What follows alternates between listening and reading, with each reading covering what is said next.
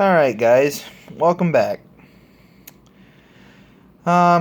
Big Country Farmer, getting back. Today, I wanted to go back in time and show you guys some of the combine history that this farm has had over the past years. What you're looking at a John Deere 45 gas combine. This was the first self-driven combine that this farm ever owned. We had a pull-type combine that shelled corn, and we also had a pull-type combine that cut beans. When we upgraded, after we upgraded from the pull-types, we had these. We bought this. My great-grandfather purchased this combine, and he had this for quite a few years. I'm not really too sure how long he had it for, but he had it for a really, really decent amount of time. Went across a lot of acres and harvested a lot of crops with this combine.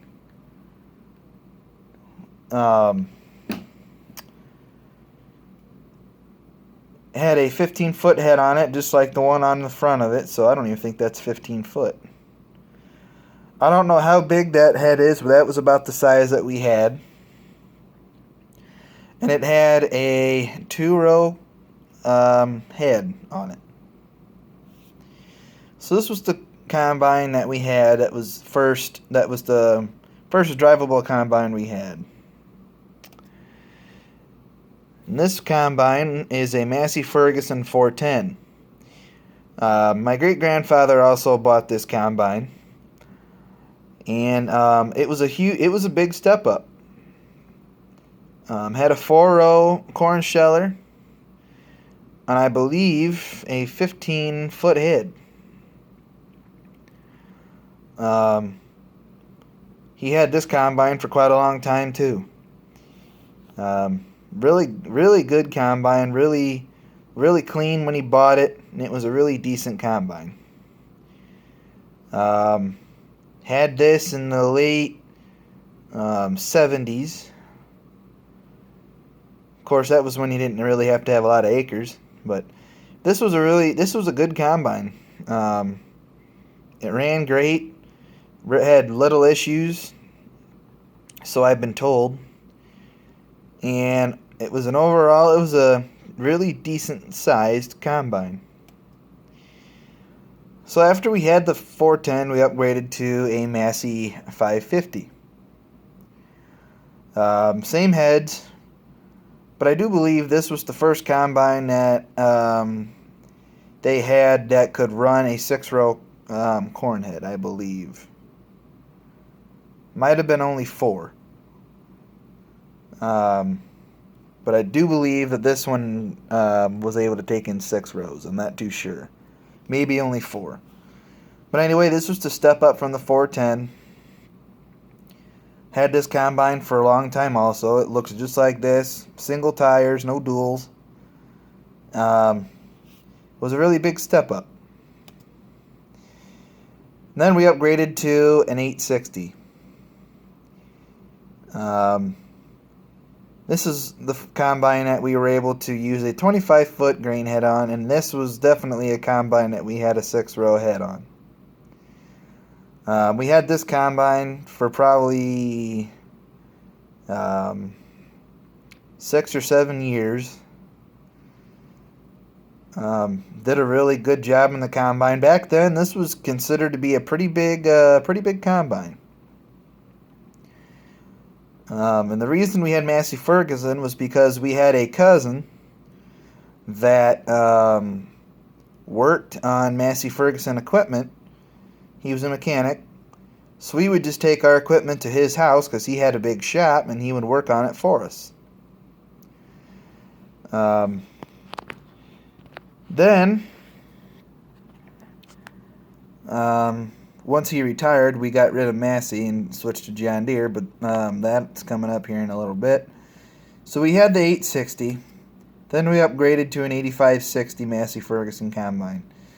This was the first combine that we used a grain monitor in. It told us our yield and moisture and progress,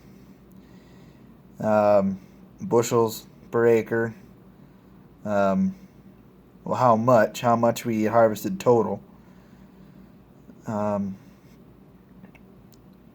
obviously this was an even bigger step up. We had this combine for a long time also because I even rode in it, and I was born in 1996. And I believe this combine was a 1986 or an 88 when we bought it. So this was the first combine that I ever rode in. This was also the first combine that I drove, learned how to shell corn, cut beans, and cut wheat with. But you had to go pretty slow with this old girl. But it got the job finished. So after the 8560 ended up breaking down, it was going to cost more than what it would have been worth. So we switched back to John Deere. There was a dealership 25 minutes away from home, and the closest place you could get Massey Ferguson parts was in Upper Sandusky. So we switched to John Deere because it would be more efficient and more convenient for us to get parts for. Now they have a dealership that's literally about the same distance away from us now that we switched. But we're glad we switched to John Deere. We had a combine that looked exactly like this, only the rear tires were not on backwards like that. They were on the same as the duals. The tread was. This combine ran a 30-foot grain head. We upgraded to a 30-footer. Had a 6-row corn head and then upgraded to an 8. Didn't have the grain extensions on it, so it looked just like the ones up top. And we had this combine for, oh Lord, probably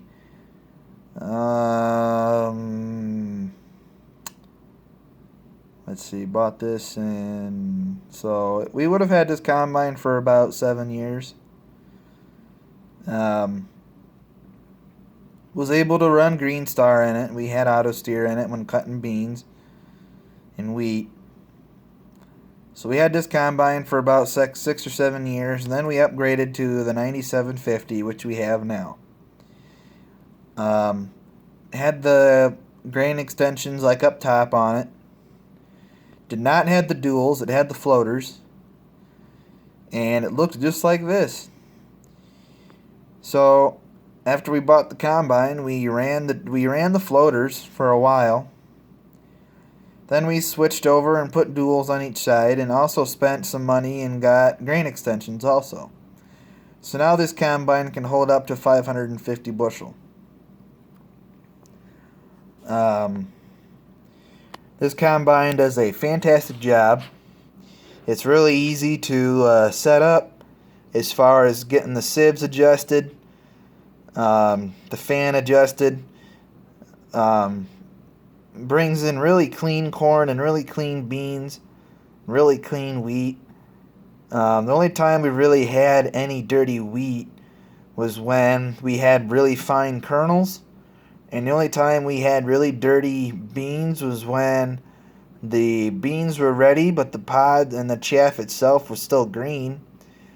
So it wasn't breaking the pod open as nicely as we wanted to. So we had to send in some dirty beans one year, but other than that, this combine takes in the grain pretty doggone clean.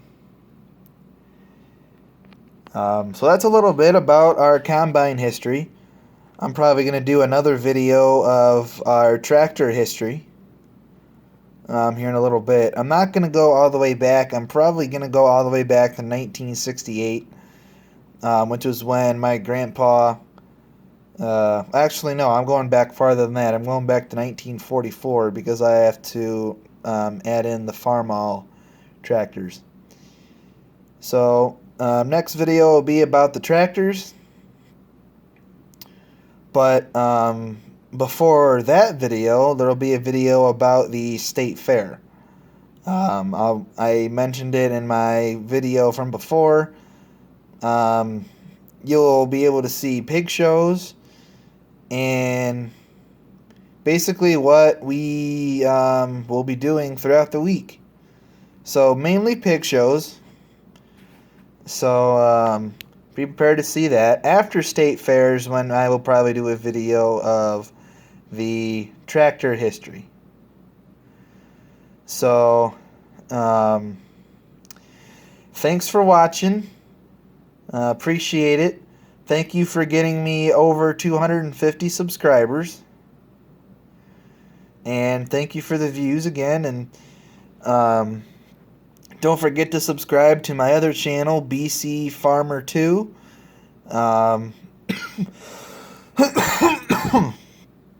Excuse me, guys. Had a tickle in my throat.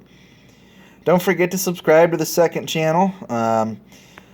If you guys have not seen the video yet, that channel is going to be a Q&A channel.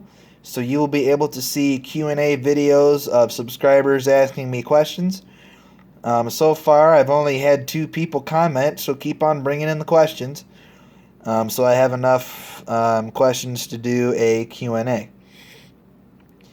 So thanks again for watching, guys, and we will see you on the next one. So until next time, I hope all is well.